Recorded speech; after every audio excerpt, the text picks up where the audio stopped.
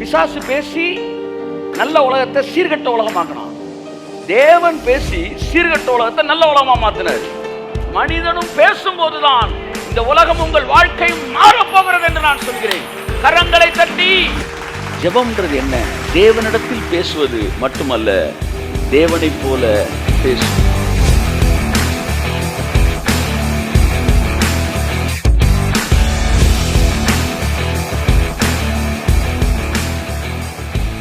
தீர்க்கதரிசிகள் சபையை பேச வைக்கிறார்கள். எப்பொழுது சபை பேச ஆரம்பிக்கிறதோ அப்பொழுது உங்கள் குடும்பங்கள் எல்லாம் சீர்குலைந்திருந்த பகுதிகள் சீர்பெற ஆரம்பிக்கிறது. உங்களுடைய குறைவுகள் நிறைவாய் மாற ஆரம்பிக்கிறது. உங்களுடைய வாழ்க்கையில தேவனுடைய வெளிச்சம் பிரகாசிக்க ஆரம்பிக்கிறது. கையை தட்டி ஆமென் சொல்லுங்க. ஆமென்.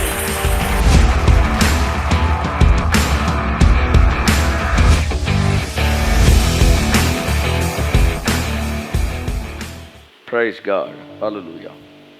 ஓகே, மறுபடியும் உங்களை நான் இயேசு கிறிஸ்துவின் நாமத்தினாலே பைபிள் ஸ்டடிக்கு உங்களை அன்புடன் அழைக்கிறேன். நாம் தேவனுடைய சமூகத்திலே அமர்ந்திருந்து தேவனுடைய வார்த்தையினாலே நாம் ஒவ்வொரு முறையும் நாம் மறுரூபமாகிறோம். ஸோ என் அன்புக்குரியவர்களே, நமக்கு மிகப்பெரிய கடமை இருக்கிறது. அது என்னவென்றால், இந்த பூமியின் மீது தேவனுக்கு ஒரு உடன்படிக்கை இருக்குது. பூமியை டெம்பரவரியாக கடவுள் என்ன செய்யலை, படைக்கலை. நிறைய பேர் நினச்சிட்டாங்க ஒரு வாரத்துக்கு படைச்சிருக்காரு, அப்புறம் அழிச்சிட்டு எல்லாரும் மேலே கூப்பிட்டுருவாரு. பூமி அப்படி டெம்பரவரியெல்லாம் படைக்கலை. பூமி தேவனுடைய நித்திய உடன்படிக்கை. அதனால தன் வார்த்தையை பற்றி சொல்லும்போது கூட பூமியோட கனெக்ட் பண்ணி சொல்கிறாரு. நித்திய காலமாக என்னோட உடன்படிக்கை பூமியோடு இருக்கும் என்று வேதம் சொல்லும். பூமியை பற்றி நூற்றுக்கணக்கான வசனம் அது மாறாமல் இருக்கும் அப்படின்னு தேவன் பேசியிருக்கிறார். பூமியை குறித்து தேவனுக்கு மிகப்பெரிய கனவு இருக்கிறது. நீங்கள் பூமியை அழிக்கணும் அப்படின்னு நினச்சிங்கன்னா பரலோகத்தையும் அழிக்கணும். ஏன்னா வானமும் பூமியும் சிருஷ்டிக்கப்பட்ட வரலாறு, ரெண்டும் ஒரே நாளில் சிருஷ்டிக்கப்பட்டது. ரெண்டுமே ஒரே விஷயத்தோட வேறு வேறு டைமென்ஷன். இதில் ஒன்று நீங்கள் என்ன செஞ்சிட்டிங்கன்னா, உடச்சிட்டிங்கன்னா நீங்கள் அடுத்ததையும் உடைச்ச மாதிரி தான். ஏன்னா இது ரெண்டுமே பிரிக்கப்பட முடியாத ஒரு விஷயம். ஆதாம் மூலமாக இது டிஸ்கனெக்ட் ஆச்சு, இயேசுவின் மூலமாக இது கனெக்ட் ஆயிடுச்சு. ஸோ இது ஒரே விஷயத்தின் இரு பக்கங்கள், ரெண்டு வேறு வேறு பிளானட்டு கிடையாது. ஸோ வேதம் சொல்லுது, அப்படியே நியூ ஜெருசலேம் இறங்கி பூமியில் லேண்ட் ஆகுது. அதுக்கப்புறம் பைபிள் சொல்லுது, இதோ மனுஷர்கள் மத்தியிலே தேவனுடைய வாசஸ்தலம் இருக்கிறது, இனிமேல் மனுஷங்க கூட நான் இருப்பேன் அப்படின்றார். அப்போ அவர் வந்த பிறகு பரலோகம் என்ன செஞ்சிருது, அங்கே வந்துடுது. ஆமென். ஸோ என் அன்புக்குரியவர்களே, ஆகவே இது மிகவும் முக்கியமான ஒரு விஷயம். பூமியை குறித்த கரிசனை சபைக்கு தேவை. இந்த பூமியை ஆசீர்வதிக்கணும். ஆமென். சபைக்கு மிகப்பெரிய ஒரு பங்கு இருக்கிறது. அந்த பங்கு என்னவென்றால், இந்த உலகத்தை ரெஸ்டோர் பண்ணுவது. நம்ம அசால்ட்டை இருந்துட முடியாது. ஏனென்றால் தேவன் நம்மை ராஜாக்களாக இந்த பூமியிலே வைத்திருக்கிறார். ராஜானா என்ன செய்யணும், ஆளுகை செய்யணும். ராஜானா என்ன செய்யணும், கட்டளை கொடுக்கணும். ராஜானா என்ன செய்யணும், வாயை திறந்து பேசணும். பேசாட்டி நீங்கள் பேசாத வரைக்கும் உங்கள் ஒய்ஃபு கூட என்ன கிடையாது, பாதுகாப்பு கிடையாது. அகாஸ்வேரு ராஜா 127 தேசத்திற்கு சக்கரவர்த்தி. அவன் ராஜா அல்ல, அவன் எம்பரர். ஆனால் அவனுக்கு முன்னாடி ஆமான் என்ன செய்கிறான், அவன் மனைவிட்ட மன்னிப்பு கேட்கறதுக்கு பெட்டில் விழுந்திருக்கான். அவன் ராணியை தொடக்கூடாது, இல்லை பெட்டே தொடக்கூடாது. கைத்தட்டு உதவருக்கு. அப்போ இருந்த உடனே சுற்றி நிற்கிறான். ராஜா அப்படி வந்துட்டு சொல்கிறாரு, அவன் ராஜகுமாரத்தைய ராணியை பலவந்தம் செய்ய பார்க்கிறான். நீங்கள் பார்த்துக்கிட்டா இருக்கீங்கன்றா. ஏன்னா உள்ள நுழைஞ்சோன்னா பார்க்குறதுக்கு அப்படி தெரியுது அந்த சீனு. அப்போ இவனுக்கு அப்படி தெரிஞ்சால் கூட இருக்கவனுக்கு எப்படி தான் தெரிஞ்சிருக்கணும், அப்படி தான் தெரிஞ்சிருக்கணும். ஆனாலும் அமைதியாக நிற்கிறான். ஏன்னா ராஜா வாயிலேருந்து ஒரு வார்த்தை பிறக்கணும்னு நான் விரும்புகிறான். அப்படித்தான் அவங்களுக்கு எதிர்மறையான காரியம்லாம் நடக்கும்னு பார்த்துக்கிட்டே இருந்தீங்கன்னா அப்படி நடந்துக்கிட்டே தான் இருக்கும். ஏன்னா உங்கள் வார்த்தைக்கு தூதர்களும் பரலோகமும் காத்திருக்கிறது. The whole heaven is waiting for your word to be uttered. Amen. So என் அன்புக்குரியவர்களே, நம்ம வாயை திறந்து பேச வேண்டிய மிகப்பெரிய கடமை நமக்கு இருக்கிறது. எதெல்லாம் உங்கள் கண்ணுக்கு குரண்படுதோ அதெல்லாம் உங்கள் கண்ணில் கர்த்தர் காட்டுறாருன்னு அர்த்தம். அதற்கு எதிராக நேர்மறையான வார்த்தைகளை, கட்டளைகளை பேசுவதற்கு நீங்கள் கடமைப்பட்டிருக்கிறீர்கள். வைகை ஆற்றுல தண்ணி ஓடலன்னா கூட இயேசு கிறிஸ்துவின் நாமத்தினாலே நிரம்பி வழிகிற ஒரு ஆறாக இந்த ஆறு இருப்பதாக என்று நான் கட்டளை கொடுக்கிறேன். கையை தட்டி ஒரு amen. Amen. Praise God. Hallelujah. So my beloved brother and sister, இந்த நாட்களில் தேவன் பாருங்க, மேகங்களுக்குள் இருந்து தான் அவர் ஆட்சி செய்கிறார். அவர் சிங்காசனம் அங்கே இல்லை, அது மேகத்துக்குள்ளே மறைஞ்சிருக்கு. மேகம் யாரு? மேகம் போன்ற இத்தனை திரளான சாட்சிகள். அப்போ இந்த சாட்சிகளுக்குள்ளாய் தான் அவர் சிங்காசனம் இருக்கிறது. தேவன் வந்து தனியாக வந்து கட்டளை கொடுப்பார் நினைக்காதீங்க, அவர் உங்களுக்குள் இருந்து தான் கட்டளை கொடுக்கிறார். ஸோ மிகப்பெரிய வேலை சபைக்கு இருக்கிறது, அது பேசக்கூடிய வேலை. ஆதியாம் முதல் அதிகாரத்திலே உலகம் உருக்குலைந்திருந்தது. பிதாவாகிய தேவன் அதை பேசி சரிபடுத்தினார். இந்த உலகம் தேவன் எதை செய்தாரோ அதை மறுபடியும் விழுந்து போன இந்த உலகத்தில் செய்வதற்கு பாருங்க, பூமி 2 தடவை விழுந்திருக்கு. ஆதாமுக்கு முன்னாடியே விழுந்து தான் கிடந்துச்சு. திரும்ப எடுத்து கட்டி தான் ஆதாம்கிட்ட கொடுக்குறாரு. திரும்ப ஆதாம் அதை வீழ்ச்சிக்குள்ள கொண்டு போயிட்டான். இப்போ விழுந்து கிடக்கிற உலகத்தில் இருக்கிறோம். அப்போ அவர் என்ன சொல்றாரு? நான் எப்படி எடுத்து கட்டினேன்? அப்போ தேவன் எதை செய்தாரோ தேவ புத்திரர்கள் அதை செய்ய வேண்டும். ஆகவேதான் சர்வ சிருஷ்டியும் தேவ புத்திரர்கள் வெளிப்படுவதற்கு அது என்ன செய்யுது? தவித்து பிரசவ வேதனைப்படுகிறது. அது ஏகமாய் காத்திருக்கிறது. தேவ புத்திரர்கள் வந்து நம்மளை இந்த சாபத்திலேருந்து விடுதலை ஆக்குவாங்க. தேவ புத்திரர் அல்ல, தேவ புத்திரர்கள். அதாவது புத்திரர் அப்படின்னா it's plural, sons of God. தமிழில் புத்திரன் இல்லாமல் புத்திரர்ன்னு இருக்கு. புத்திரர் இரு வந்தால் என்ன? ப்ளூரல். அது ஆங்கிலத்தில் சன்ஸ் ஆஃப் காட் இருக்கு. அப்போ தேவனுடைய புத்திரர்கள் வெளிப்படுவதற்கு. ஆனால் நமக்கு கடந்த வருஷங்கள் என்ன சொல்லிட்டாங்க? தேவகுமாரன் வெளிப்படும் போது அதுக்கு தான் எல்லா சிருஷ்டியும் ஏகமாய் வந்து என்ன செய்யுது? தவித்து பிரசவ வேதனைப்படுதுன்னாங்க. நம்ம அப்படி தான் நம்பியிருந்தோம். கர்த்தர் வந்து நான் சரியாயிடணும். ஆனால் வேதாகமத்தில் எப்படி இருக்குன்னா, தேவ புத்திரர்கள் வெளிப்படுவதற்கு எல்லாம் காத்திருக்கு. ஹல்லேலூயா. அப்போ புத்திரர்கள் வெளிப்படுவதற்கு காத்திருக்கு அப்படின்னா அவர்கள் நம்ம வெளிப்படுறதுக்கு தான் இந்த உலகம் என்ன செய்திருக்கு? காத்திருக்கிறது. அப்போ தேவ புத்திரர்கள் வந்தோடனே திரும்ப இந்த உலகத்தை வந்து மறுபடியும் எடுத்து கட்டுவார்கள். எப்படி கட்டப் போகிறார்கள்? ஆதியாம் முதல் அதிகாரத்தில் தேவன் எப்படி கட்டினாரோ அப்படித்தான் நாம் கட்டப் போகிறோம். தேவன் 6 நாள் வேலை செய்தார் என்று வேதம் சொல்கிறது. என்ன வேலை செய்தார்? பேசினார். அப்ப சபைக்கு ஒரு வேலை இருக்கிறது. என்ன வேலை இருக்கிறது? கையை தட்டுங்க சார். எல்லா வல்லமையும் எங்கதான் இருக்கு? உங்க வாயில இருக்கு. அதனாலதான் நீங்க இந்த உலகத்தை பத்தி கவலைப்படாம சிற்றின்பங்கள்ல கொண்டு போய் உங்களை லாக் பண்ணி உங்க மைண்டை டீவியேட் பண்ணி உங்களுடைய ஹோல் பவரை, உங்களோட முழு வல்லமையும் கொண்டு போய் அழிந்து போகிற உலக பொருட்களில் வச்சுட்டு உங்களை பவர்லெஸ் ஆக்கிறான் பிசாஸ். அவர்கள் தங்கள் சிந்தனைகளினாலே வீணரானார்கள். They became futile, they became powerless by thinking unnecessary things. தேவையில்லாதது நீ யோசிக்க வச்சு உன்னை என்ன செய்யறான்? பவர்லெஸ் ஆக்குறான். ஆனால் அப்படின்னா என்ன அர்த்தம்? தேவன் தேவையானதை நீ யோசிக்க ஆரம்பிக்கும் போது நீ பவர்ஃபுல்லா என்ன செய்யற? மாறுகிறோம். ஆகவே சபைக்கு பேச வேண்டிய ஒரு பொறுப்பு இருக்கிறது, வேலை இருக்கிறது. அதை பேச பேச இந்த உலகம் எடுத்து கட்டப்படும். ஆமா, எப்படி கட்டப்படும்? கடுகு விதை எப்படி ஓவர் நைட்ல வளருதோ அவ்வளவு வேகமாக தேவனுடைய ராஜ்யம் பரவும். கரங்களை தட்டி கர்த்தருக்கு நன்றி சொல்லு. ஹல்லேலூயா, ஹல்லேலூயா, ஹல்லேலூயா, ஹல்லேலூயா. சோ பேச தெரிந்த சபை தான் தேவனுடைய ராஜ்யத்தை கட்டுகிற சபை.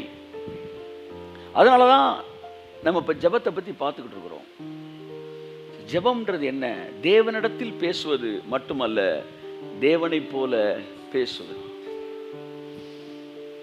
பாருங்க, தேவனிடத்தில் பேசுவது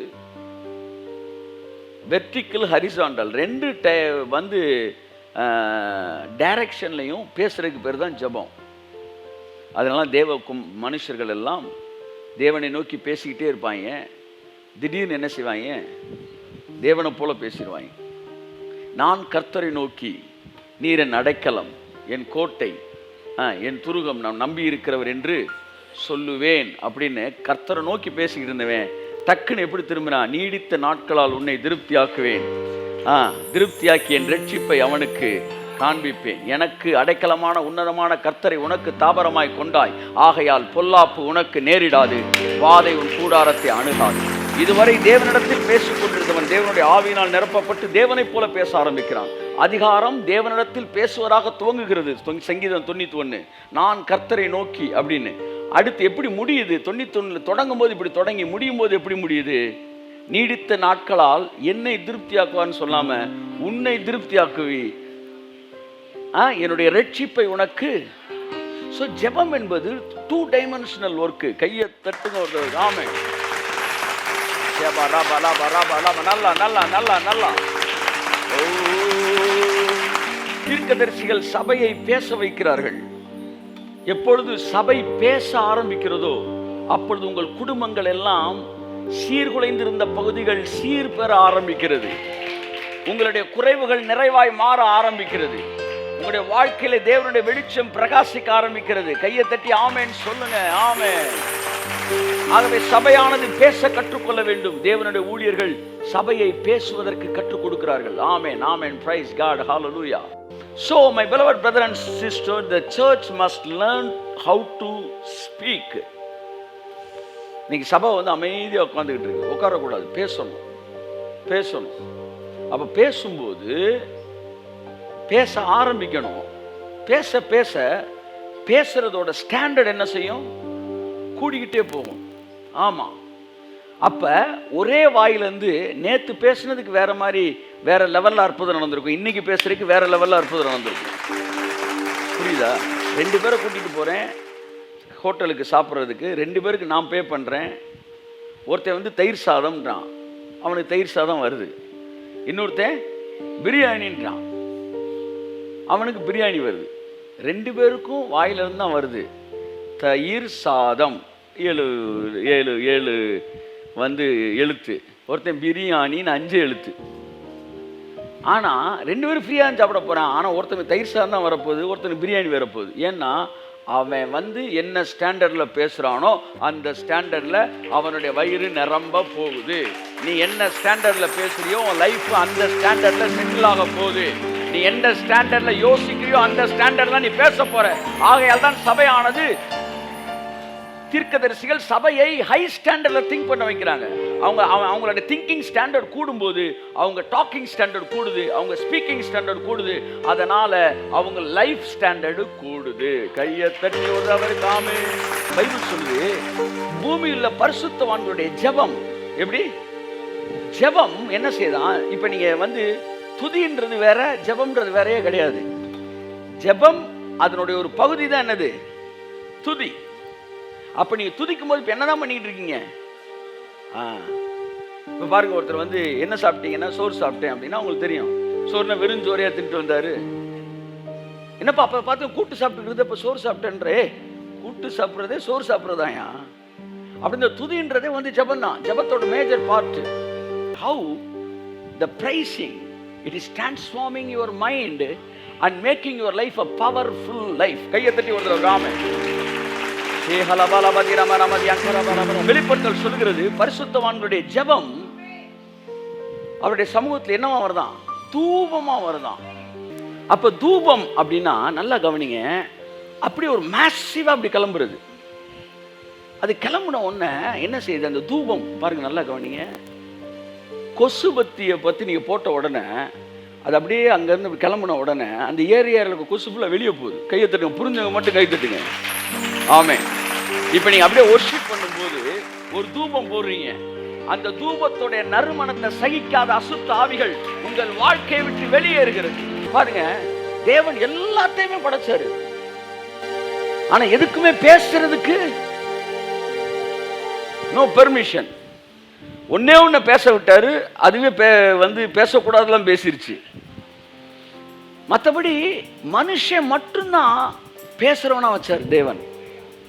அப்படின்னா என்ன அர்த்தம்னா, தேவன் பேசுவாரு, அடுத்து மனுஷன் பேசுறான். நல்லா கவனிங்க. தேவன் சொல்லுங்க, தேவன் என்ன செய்றாரு? பேசுறாரு. தேவன் பேசுறார், அடுத்து மனுஷன் பேசுறான். இதுக்கப்புறம் பைபிளில் வேற யார் தான் பேசியிருக்கா? பிசாசு பேசியிருக்கிறான். ஸோ நல்லா கவனிக்கணும், 3 பேர் தான் பேசுறாங்க. அதனால அந்த 3 பேர் தான் இந்த உலகத்தில் பெரிய லெவலில் இம்பாக்டை கொடுக்குறாங்க. கையை தட்டு வருதோ இருக்கு. ஹல்லேலூயா, ஹல்லேலூயா. டெவில் பெரிய லெவலில் வந்து அப்பர் ஹேண்ட் எடுக்கிறான். ஏன்? அவனுக்கு பேச தெரியுது. பேசி தானே வேலையை செஞ்சான், கவுத்தினான். அடுத்து தேவன் பேசுறாரு. அவர் பேசும்போதும் என்ன செய்யுது? உலகம், பிசாசு பேசி நல்ல உலகத்தை சீர்கட்ட உலகமாக்கினான். தேவன் பேசி சீர்கட்ட உலகத்தை நல்ல உலகமா மாத்தினார். மனிதனும் பேசும்போதுதான் இந்த உலகம் உங்கள் வாழ்க்கை மாறப்போகிறது என்று நான் சொல்கிறேன். கரங்களை தட்டி ஆமென், ஆமென், ஆமென். ஹல்லேலூயா, ஹல்லேலூயா, ஹல்லேலூயா, ஹல்லேலூயா. நீங்க வாயை திறக்கும் போதே விடுதலை நடக்குது, கட்டுகள் எல்லாம் அறுக்கப்படுது. ஜெபம்னா என்ன? ஆவி மண்டலத்தில் என்ன நடக்குதுன்னு கண்ணு திறக்குது பாருங்க, இதுதான் ஜெபம். Prayer always must be connected with the revelation. ஜெபம் என்பது என்னவென்றால், மாம்ச மண்டலத்தில் இருந்துட்டு இதை பார்த்துக்கிட்டு ஜெபிக்கிறது இல்லை. ஜெபம்ன்றதே உன்னதங்களில் அவரோடு கூட உட்கார்ந்து இருப்பது. அப்ப அங்க இருந்து பார்க்கணும் என்ன நடக்குதுன்னு. அப்படிதான் ஜெபிக்க, துதிக்கும் போது என்ன நடக்குது இப்ப நினைக்கிறீங்க? முதல்ல பாருங்க என்ன நடக்கு. இப்ப நீங்க துதிக்க ஆரம்பிச்ச உடனே இந்த பகுதியில் உங்க சிந்தனைகளை எல்லாம் அலக்கழிச்சுட்டு இருந்த அசுத்தாவி எல்லாம் இயேசு நாமத்துல வெளியேறி இருக்கு. உங்க குடும்பத்தை விட்டு வெளியேறி இருக்கு. ஈவன் வியாதிகள் வெளியேறி இருக்கு, பலவீனங்கள் வெளியேறி இருக்கு சார், டிஸார்டர்ஸ் வெளியேறி இருக்கு சார். கையை தட்டி ஆர்டர் உங்க லைஃப்ல கடந்து வருகிறது. ஆமென், ஆமென், ஆமென், ஆமென், ஆமென், ஆமென். பாருங்க, பேதுருவின் வீட்டுக்கு இயேசு வந்தார். அதாவது சன்ஸ் ஆஃப் காட் மீட்ல உட்கார்ந்து பேசிட்டு இருந்தேன். பேசிட்டு இருக்கும்போது நாங்கள் துதிக்க ஆரம்பிச்சோம். உலகமெங்கிலும் என்னோடு இணைக்கப்பட்டிருக்கிற people உண்டு, sons of God. we are restoring the world, restoring our life. அப்ப பல ஆவியானவரை துதிச்சுக்கிட்டு இருக்கும்போது டக்குன்னு எங்களை ஃபில் பண்ணி ப்ராஃபசிஸ்லாம் வர ஆரம்பிச்சிச்சு. துதிக்கும்போது நடக்கிற பல சம்பவங்கள் இது ஒன்று. 2-3 வாரம் உங்களுக்கு துதிக்கிற பற்றி நான் பேச போகிறேன். how it is transforming our mind, how it is restoring our world, இதெல்லாம் பேசுவோம். அப்போ திடீர்னு ஆவியானவர் சொன்னார், ஜெபம் என்பது என்னோடு கூட பேசக்கூடிய பல விஷயங்களை பேசினார், பர்சனலாக பேசினார். ரெவலேஷன்ஸில் தாண்டி ப்ராஃபசிஸு, அது ஒரு ரெவலேஷன் ஒன்று சொன்னார். அதாவது ஜெபம் என்பது என் கூட பேச வர்றது, என்கிட்ட பேச வர்றது. இப்போ பாருங்க, நம்ம வந்து ஒரு முக்கியமான விஷயத்தை பேசுகிறோம். எங்கே வச்சு பேசலான்னு யோசிக்கிறோம். வந்து வீட்டில் வச்சு பேசுவோம், ஒரு ஹோட்டலில் பேசுவோம். ஓகே, நம்ம வந்து ஈவினிங் வந்து ஒரு ஹோட்டலில் உட்காந்து பேசுவோம் அப்படின்னா போகிறோம், ஹோட்டலில் உட்காந்து பேச போகிறோம். பேசுகிறதுக்கு முன்னாடி காஃபி சாப்பிட்றீங்களா, டீ சாப்பிட்றீங்களா? பேசத்தானே வந்திருக்கிறோம், பேசுவோம். முதல் காஃபி சாப்பிட்றீங்களா, டீ சாப்பிட்றீங்களா, cool drinks or hot drinks? Cool drinks, 2 coffee சொல்லிப்போம். இப்போ காஃபிக்காக நம்ம போகல, பேசுறதுக்கு போனோம். காஃபின்றது அது ஒரு கல்ச்சர், சரியா? அப்படி தான் பரலோகத்து ஒரு கல்ச்சர் இருக்குது. என்னென்னா, நீங்கள் அவர்கிட்ட பேச வந்த உடனே இப்படி உங்களை பார்ப்பார். என்னப்பா ஒரு மாதிரி இதை டயர்டாக இருக்க மாதிரி, ஷோல்டர் வலி, அதை சோப்படுத்தி விடும் போது இயேசு நாமத்தில். Miracle is like sipping coffee and tea, tasting coffee, taking coffee and tea. அதாவது ஹெவன்லி கல்ச்சர் என்னன்னா, உங்களை உட்காந்த உடனே உங்களை என்ன குறைவுன்னு பார்த்து ஸ்கேன் பண்ணி அதை செஞ்சு விட்ருவார், அற்புதம் செஞ்சுருவார். அற்புதம் நடந்துடும். நடந்ததுக்கப்புறம் தான் பேச்ச ஆரம்பிப்பார். இதெல்லாம் இங்கே விளையாட்டுக்கு பேசிக்கிட்டு இருக்கல. I am giving the revelation on the basis of the word of God. வார்த்தை சொல்றத நான் பேசிக்கிட்டு இருக்கிறேன். It is not just a dramatic statements, it is revelation. பாவியானவர் சொன்னார், என்கிட்ட வந்து இந்த அற்புதத்துக்கு ஜபம்னு ஒன்றே கிடையாது. அவர்கிட்ட நல்லா இருக்கீங்களான்னு கேட்க போனாலே அற்புதத்தை கொடுத்துருத்தேன், அப்புறமேட்டு என்ன கட்டப்பா அப்படின்னு கையை தட்டுங்க. அது ஹெவன்லி கல்ச்சர். போய் உட்கார்ந்து ஒன்று மிரக்கல் தான். கையை தட்டு வருதா அவருக்கு? ஆமென். கையை தட்டு, கையை தட்டு, கையை தட்டு. ஏங்க, டீ குடிக்கிறதுக்குனே நீங்கள் ஒரு ஆள்கிட்ட பேச போனீங்கன்னா எவ்வளோ மோசமான நிலைமை பாருங்க. பேச போகிறவனுக்கு டீ தராரு. எனக்கு தெரிஞ்ச ஏசுனார், அவ்வளோதான், அவ்வளோதான். உங்களுக்கு தெரிஞ்ச ஏசுனார் யாரோ அந்த ஏசுனார் தான் உங்களுக்கு ஆட்சி அளிப்பார். எனக்கு தெரிஞ்ச ஏசுனார் யாருன்னா அவர் தான் எனக்கு ஆட்சி அளிப்பார். ஏன் ஆண்டவரே நீங்கள் வந்து நீண்ட தாடியோடு அந்த நைகர் பார்க்கும்போது முடியலாம், ஆனால் உன்னைக்கே நீங்கள் இருக்கும்போது முடியலாம் வளர்க்கலை அப்படின்றாங்க. நசரேனா இயேசு, நசரே விரதம் அவர் கிடையாது, நாசரேத்தில் பிறந்தனால நசரே விரதம் தான் முடி நிறையா வச்சுருப்பாங்க. ஏசு இவ்வளோ தூரத்துக்கு முடியோடலாம் வரல. சினிமாவில் வந்து வில்லைங்க அடிதடிக்கு வருவாங்களே, அந்த மாதிரிலாம் முடி வளர்த்துட்டு வரல. அவர் கும்மு நம்மள மாதிரி கிராப் வெட்டி தான் இருந்தார். அப்புறம் ஏன் ஆண்டவர் இவங்க இப்படி நீங்கள் தரிசனம் மாதிரினா, அவன் மனசில் கழுது அப்படித்தான் வச்சிருக்கிறான். அவன் என்ன படம், இப்போ நான் ஒரிஜினலில் வந்தேன்னா நீங்கள் யாருங்கன்றான். அவன் ஸ்டாண்டர்ட்லாம் அவன்கிட்ட பேச முடியும். ஏன் வந்து தேவன் வந்து உங்கள்கிட்ட பேசும்போது தமிழில் பேசுகிறாரு? உனக்கு தமிழ் தான் தெரியும். அப்போ நீ தேவனை என்ன ஸ்டாண்டர்டில் பார்க்குற, அந்த ஸ்டாண்டர்டில் தான் இருந்துவார். எனக்கு தெரிஞ்சு நம்மலாம் போய் உட்காந்தோம்னா எல்லாம் நடக்கும் தானா. அதுக்கப்புறம் தான் பேசுவோமான்னு. என்ன சொல்கிறீங்க? அதுக்கப்புறம் தான் பேச்சே ஆரம்பிக்குது. அது பரலோக கல்ச்சர். ஜபத்தில் உட்காந்த உடனே டக்கு டக்கு டக்குன்னு ஸ்கேன் பண்ணி, தம்பிக்கு என்ன குறைவு, அதெல்லாம் சரி பண்ணியா, டக்கு டக்குன்னு சரி பண்ணி பேசுகிறான். அப்புறம் சொல்லு தம்பி என்ன. அப்போ பேதுரு வீட்டுக்கு போகிறாரு. போன உடனே அன்னைக்கு பேதுரு மாமிக்கு சுகம் இல்லாததுக்கான உபவாச ஜபம் கிடையாது. அது கைத்தட்டுங்க ஒரு தடவை. ஆமாம், மாமியாருக்கான கூட்டமே போடலாங்க. அங்கே சும்மா ஏசுனாரு, இவங்களை பார்த்து பேச போகிறாரு. போன இடத்துல அந்த அம்மா சோகப்படுத்திட்டாரு. பேதுரு வெறுப்பாயிட்டான். இதை யார் உங்கள்கிட்ட கேட்டது, இப்படி பண்ணிவிட்டீங்க, இதோட முடிஞ்சு நினைச்சேன், இப்படி பண்ணிட்டீங்களேன்ற தெரியாதனமா அற்புதம் பண்ணிட்ட மாதிரி. அதை ஒருத்தர் எழுதுறாரு, தனியாக ஒருத்தர், ஒரு ஊழியக்காரர். அது அப்படி ரெவலேஷன் அப்படி கொடுக்குறாரு, இன்டர்பிரேஷன். பேதுரு மாமிக்கான கூட்டம் அங்கே நடக்கவில்லை. அங்கு வேற ஒரு இடத்துக்கு போயிருக்கிறாரு. போன இடத்துல அப்படின்னா என்ன அர்த்தம்னா, தேவன் எங்க வாசம் செய்கிறாரோ அந்த இடத்துல சுத்தி வியாதி இருக்க முடியாது. தேவன் எங்கே வாசம் செய்கிறாரோ அங்கே வறுமை இருக்க முடியாது. கையை தட்டு. இந்த நாமம் உயர்த்தும் இடத்தில் என்ன நடக்குது? அங்கே வாசம் செய்வி. எங்கே வாசம் செய்கின்றாரோ அங்கே குறைவு இல்லை. கையை தட்டியாமே. அப்ப என்ன செய்யணும்? துதிக்கிறோம் ஒன்றாக கூடி துதிக்கிறோம். நீங்க நல்லா பாத்தீங்கன்னா இயேசு போன இடத்துல எல்லாம் இவங்க கேட்காமலே அற்புதம் பண்றாரு. படகுல உட்கார்றாரு, அவன் கேட்கல, அவர் நிரப்பி கொடுக்கிறாரு. என்னப்பா ஏன் ஆண்டவரே பண்றீங்க? எந்த நாமம் உயர்த்தும் இடத்தில் கையை தட்டி. அப்ப அங்க படகுல மீனை கொடுக்கிறாரு, இங்க பேதுரு வீட்டுல வந்து அந்த அம்மாவை சோப்படுத்துறாரு.